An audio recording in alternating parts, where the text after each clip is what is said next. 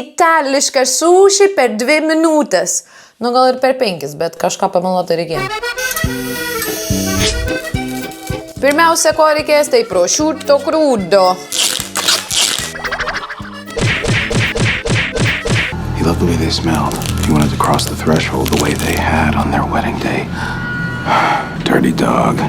Patarimas, nedėkit labai toli vienas nuo kito kumpio, nes reikia standumo tam sušiui. Dabar dedam žalių, nes reikia, kad būtų sveika ir trendy. Aš pasirinkau rūkolą, bet galima dėti ir baziliką, pavyzdžiui, ir ką jūsų šaldytuvas jums leidžia tuo momentu.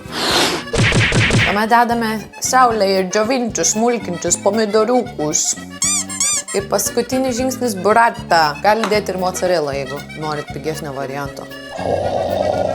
Dėl prabangos kvapo ir skonio biškutį pabarstam trūmų druskytės. O dabar sunkiausia dalis – sukimas. Internete mačiau, kad va taip tiesiog suka. Ir štai mano rankose didelis, ilgas mėsos suši šliosas.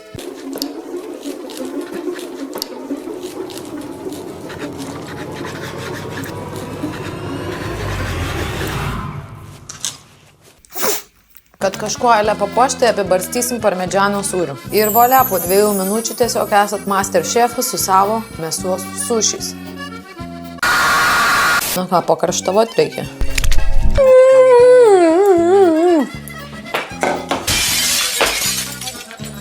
Ant pachmo tai bellissimo.